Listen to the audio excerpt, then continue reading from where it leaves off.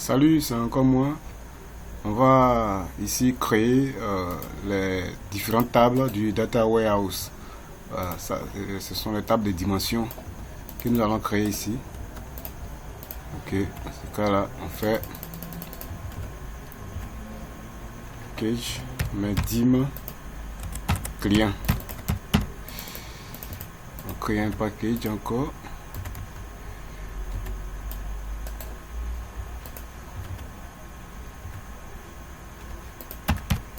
Dim produit.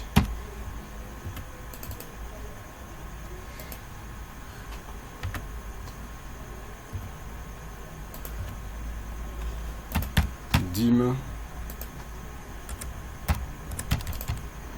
employé.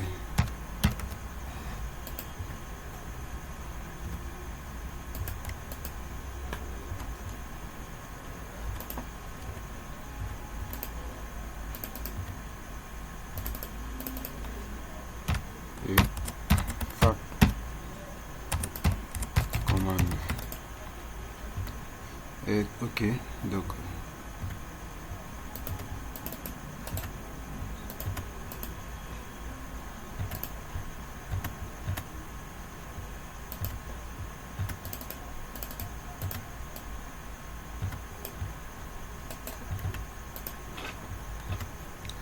on va prendre la tâche des flux de données que nous allons déposer. Nous allons appeler ça chargement de la table dim client.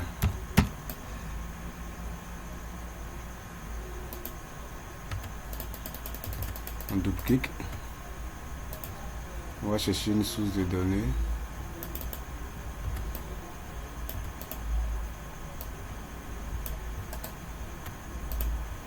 Ensuite, destination.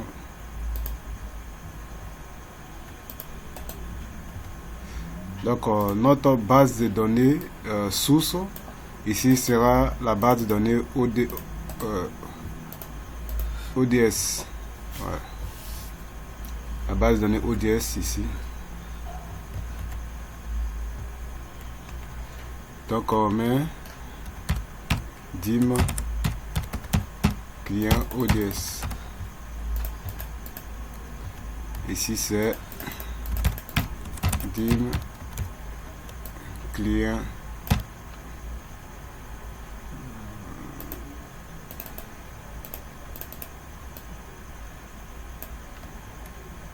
bon, ça dim client tout court. Et donc on double-clique. La base de données source c'est ODS, donc on choisit ODS. Ensuite la table que nous allons prendre c'est client. Le mappage, voilà, les différents éléments du mappage sont là. Voilà. Ensuite on va relier ça à celui-là. On va double-cliquer. Notre base de données de destination c'est le Data Warehouse. Notre table c'est la table dim client. Ma page, on vérifie bien si tous les éléments sont corrects. Ok, on fait ok, on enregistre, on démarre pour voir si tout s'est bien passé. Ok, et il y a 91 lignes. Donc il a récupéré les données de la table ODS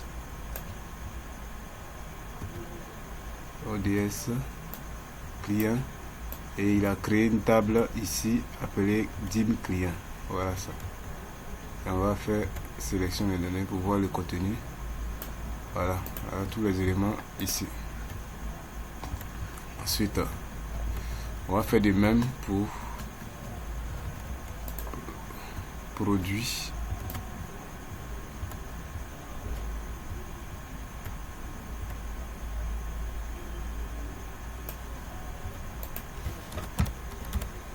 Chargement de la table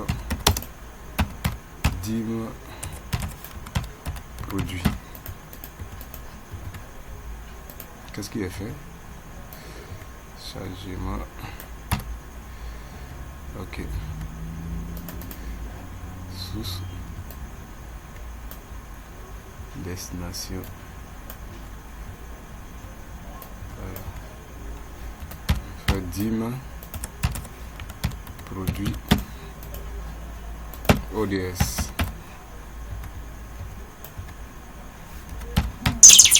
Dim produit.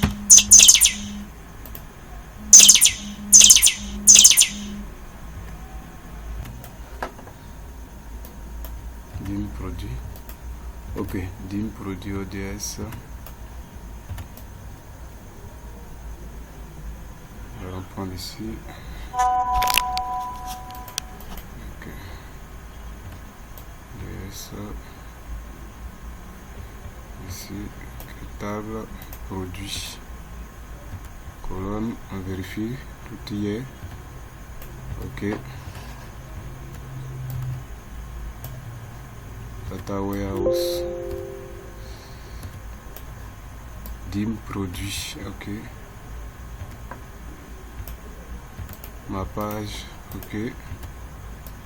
Voilà. On va faire démarrer. Ok. J'ai ajouté 77 lignes. Ensuite, nous allons faire pour employer.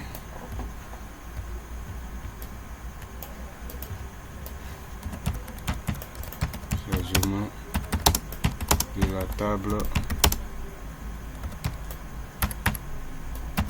dim employé. On va ouvrir. On prend source OLDB. On dépose. Destination OLDB.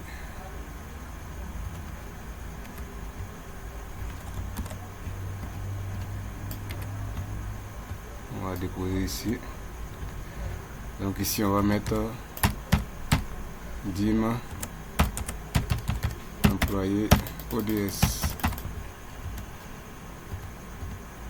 Ici on va mettre dim employé.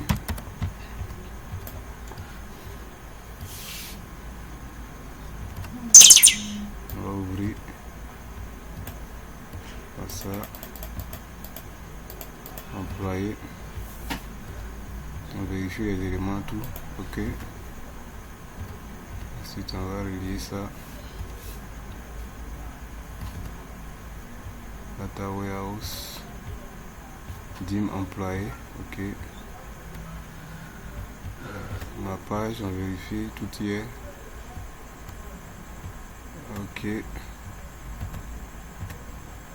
On enregistre. On va faire démarrer. Voilà, il a ajouté 9 lignes. On va aller vérifier. Ici, on va rafraîchir. Il a créé dim client, dim employé, dim produit. Ok. Maintenant que les tables ont été créées, on va créer celui de fact command. On va créer la table de fact command. Tâche d'exécution des requêtes, non. Tâche de flux de données. Voilà. Ok. On fait chargement de la table fact command.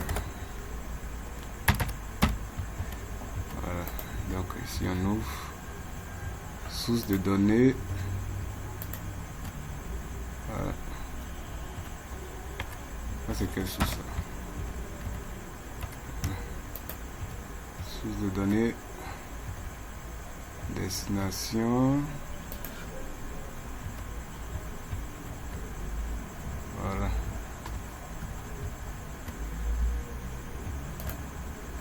fait ça. Voilà. Donc ici on va mettre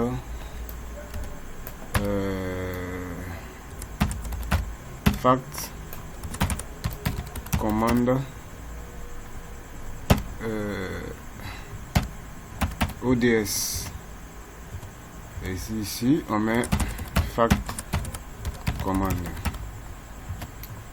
Donc on va charger les données de commande ODS. Voilà. Colonne, on vérifie. Ok, tout y est. On fait ça. On va enregistrer. Maintenant, ici, puisque nous avons déjà créé notre table de dimension client, employé, produit, donc on va répartir. Ici on n'a plus besoin de celui-là, d'accord, lui on n'a plus besoin de lui, on va l'enlever carrément. Ici aussi on va enlever celui-là carrément. Là aussi on va enlever celui-là carrément. Donc on revient là, on va chercher, on va ajouter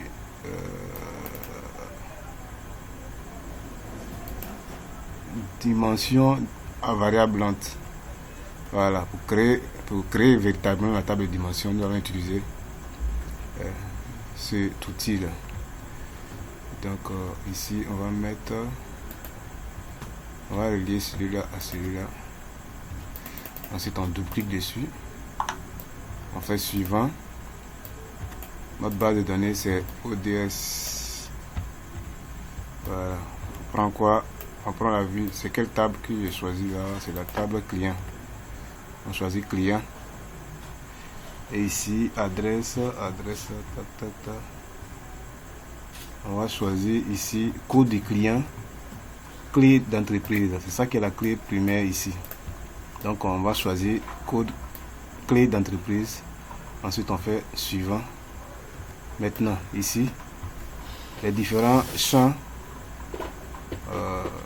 on va les rendre modifiables. Ouais. Donc on applique cet élément, la modification d'attributs. Sélectionner ce type lorsque les valeurs modifiées doivent remplacer les valeurs existantes. Voilà. Donc si l'utilisateur modifie la valeur du champ, elle pourra s'appliquer sur ces différentes tables. Donc ici code postal, on va prendre modification. Ici modification, contact clé, modification, fact, modification, non clé, modification, pays, modification, région, modification, téléphone, modification, ville, modification. Après avoir fini de faire ça, ensuite on va faire suivant. On va coucher celui-là, on fait suivant, suivant et terminé. Voilà. Donc il va nous générer une arborescence, notre arborescence que voici. Voilà. Ensuite une fois que ceci est fait, nous allons enregistrer, nous allons exécuter pour voir si tout se passe bien. Voilà. Donc il a récupéré les données et il a ajouté 91 lignes. Client ODS. Voilà. Donc on a créé notre table de dimension. Ok. On va faire la même chose aussi pour les autres.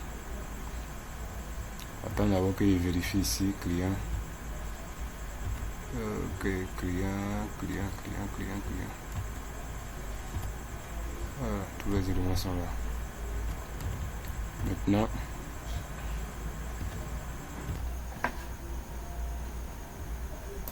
on va faire pour produit.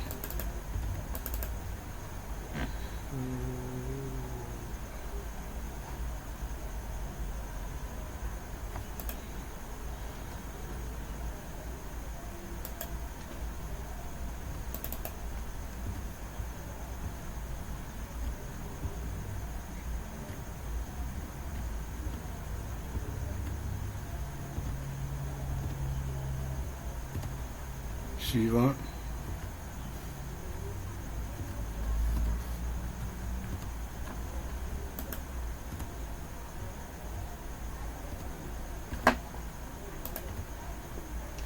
Clé d'entreprise, c'est produit, hein? Donc on va choisir celui-là. Code produit. Voilà.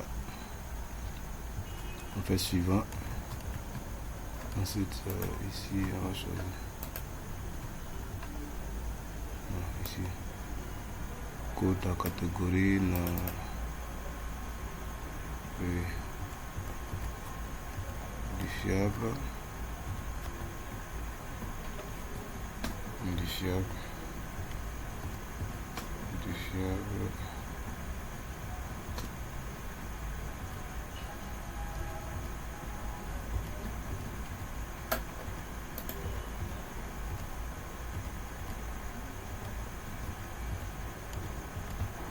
On fait suivant. On coche ça. On fait suivant. Suivant. Terminé. Voilà. On va enregistrer. On va exécuter. Ok. Ça marche. Donc on a fini client, produit, yes, employé.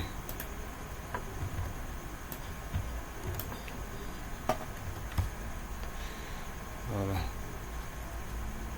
Donc on va déposer ça ici.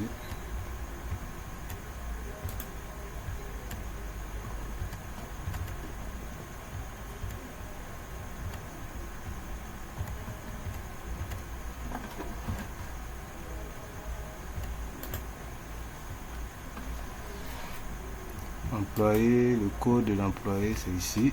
On va choisir clé d'entreprise. Voilà. Ensuite, les différents éléments.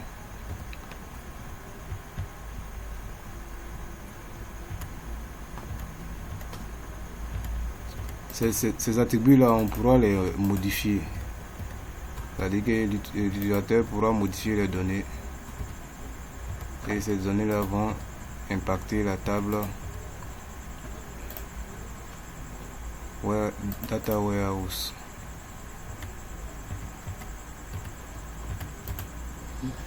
Non employé. Pays. Prénom. Région. Téléphone.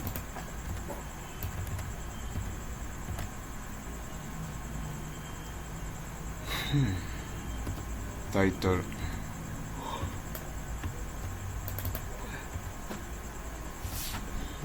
Tous ces différents éléments là, on va les sélectionner. Voilà. Ensuite, suivant, on coche ici, modifier, suivant, terminé. On fait ça, on vérifie. Ok, tout s'est bien passé. Ok. Ça, ici. Maintenant, après avoir créé tout ça, nous allons venir maintenant dans notre base ici.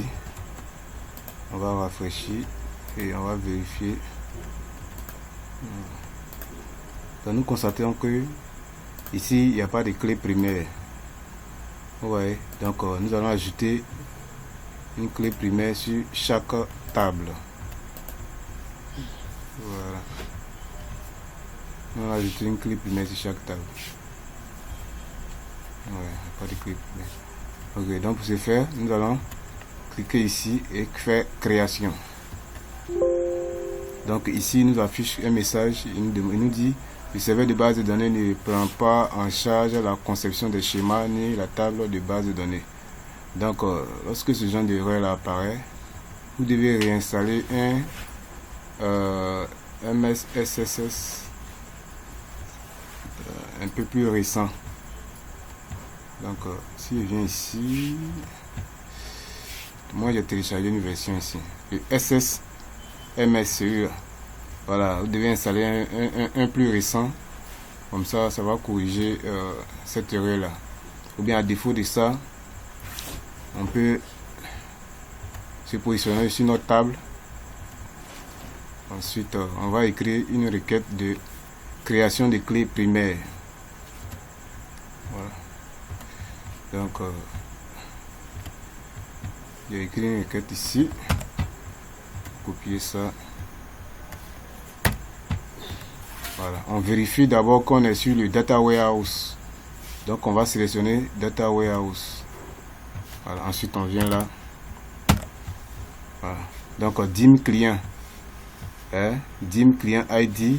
Le DIM client ID begin identity va nous générer un numéro pour la clé primaire. Donc la clé primaire, j'ai donné un nom de clé primaire que j'ai appelé ici DIM client ID. C'est le nom de ma clé primaire, la clé primaire de ma table. Donc cette clé là sera générée auto-incrémente. Donc on va modifier maintenant la table DIM client en y ajoutant une primary key pour dire que c'est une constante de clé primaire ici. Et voici le nom de la clé primaire.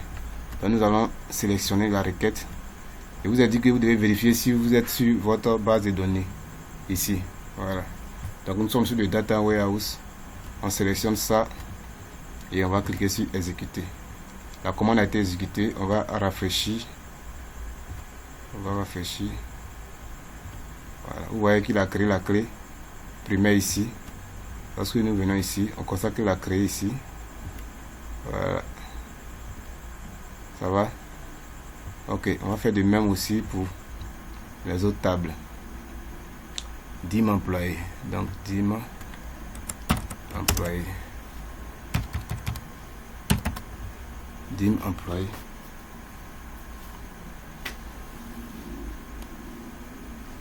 DIM employé.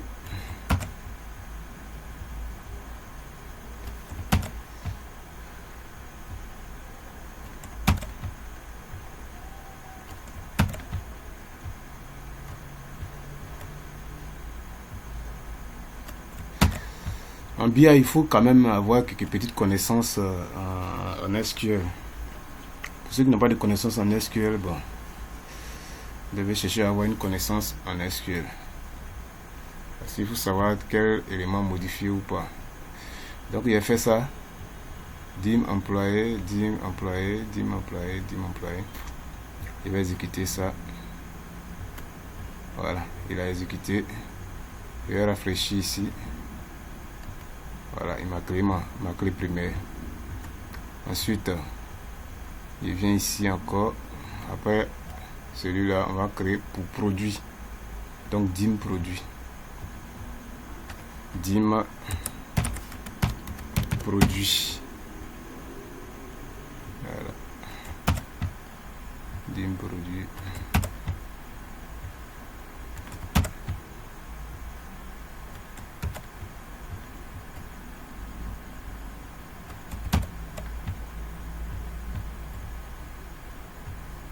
On sélectionne tout ça et on fait exécuter. Voilà. Lorsqu'on vient ici, qu'on rafraîchit, on est où? Ici. Voilà. Il a créé ici.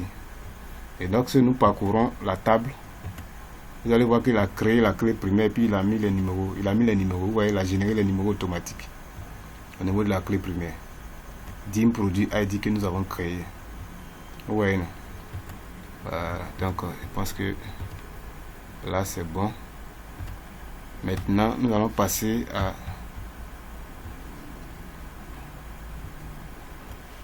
la table FAT commande.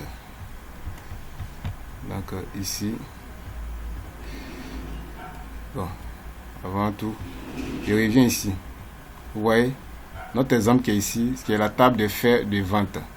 Vous voyez notre table de faits de vente, comme je l'avais expliqué précédemment. Donc DIM produit, ID produit, libellé produit, catégorie.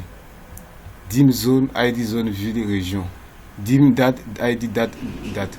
Table de faits de vente contient ID date, ID zone, ID produit, ainsi que les différents montants et quantités. Donc c'est ce même exemple là que nous sommes en train d'appliquer ici au niveau de la table FAT commande. Donc voilà comment il va contenir les différents ID des différentes tables, produits, employés et clients. Donc pour faire ceci, donc, nous allons sélectionner l'outil rechercher. Nous allons déposer là. Donc on va appeler ça recherche ID dim client. Voilà. On met un autre encore.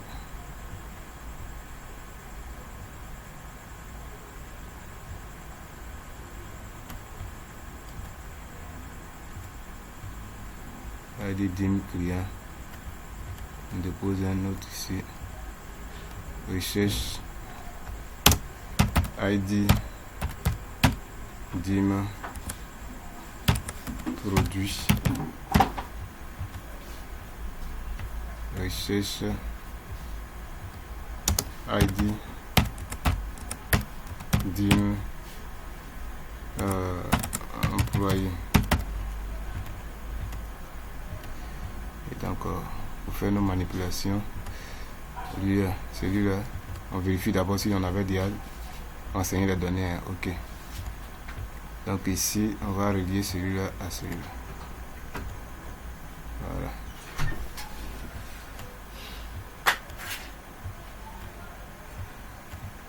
Et donc on va double-cliquer dessus. On va partir dans connexion. Et donc notre connexion c'est quoi? C'est notre data warehouse. Notre data warehouse. Donc on a notre base de données, notre table. On va choisir client. Voilà. Colonne. On va cocher notre dim client ID. Ensuite, on va relier notre code client au code client qui est ici.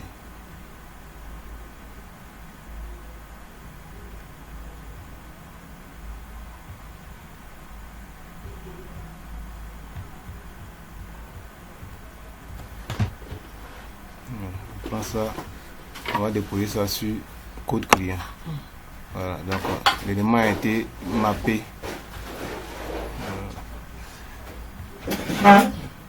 Ensuite, nous allons cliquer sur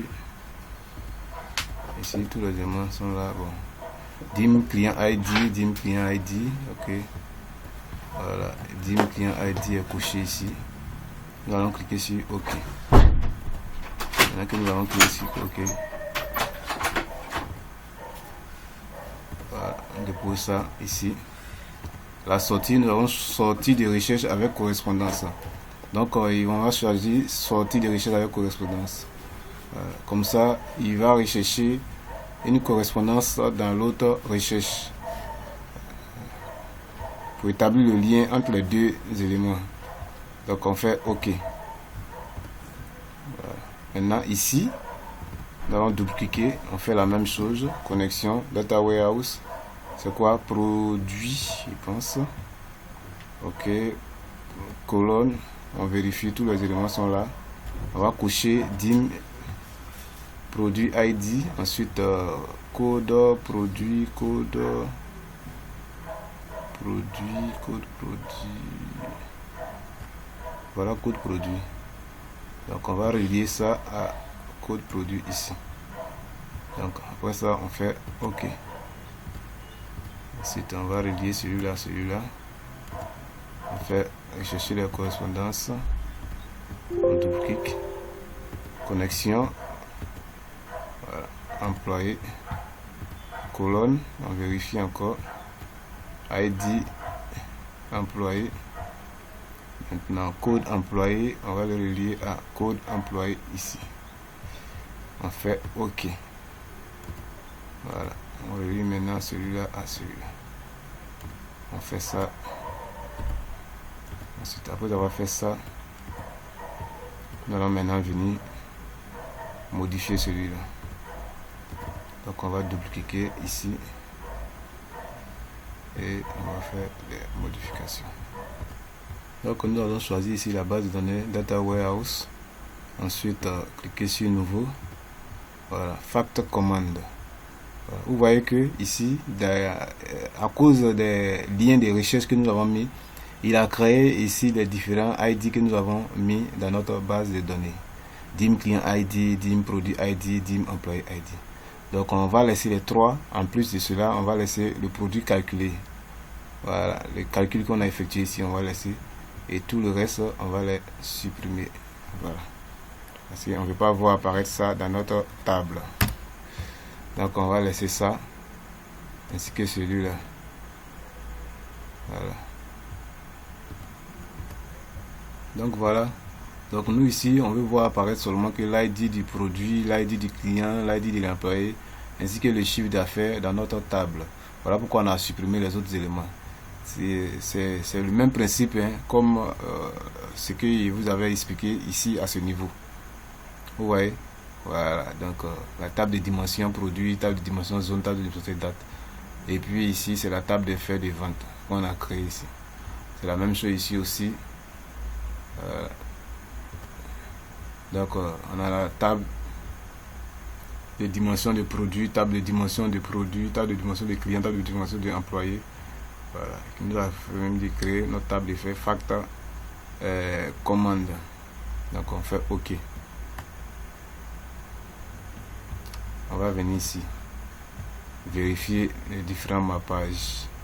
Voilà, on a les différentes propriétés qu'il a créées ici. OK, on fait OK ici. Maintenant qu'on a ça, nous allons enregistrer et nous allons exécuter. Donc, tous les voyants doivent être ouverts. Hein. On vérifie tous. Voilà, tout est ouvert.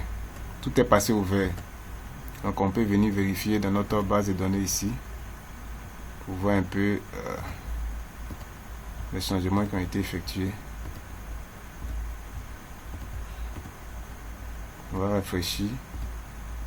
Voilà, il a créé notre table de faits ici. Lorsqu'on parcourt les différents éléments, vous voyez que les différentes propriétés sont là. Maintenant, nous allons afficher la liste des éléments.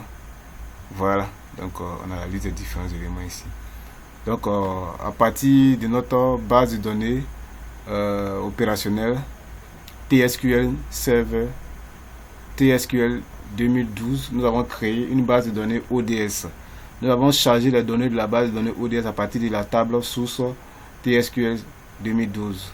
Ensuite, à partir de la table ODS, nous avons chargé les données de notre table Data Warehouse. Donc, voici un peu le processus au niveau des SSIS qui nous a permis de pouvoir créer nos tables et charger les différentes tables à partir de ce système SSIS. Et donc c'est un peu ce que j'avais à vous montrer ici. Donc j'espère que vous avez adoré ce petit tutoriel que je viens de faire et j'espère que cela vous sera utile. Donc merci et à bientôt pour un nouveau tutoriel.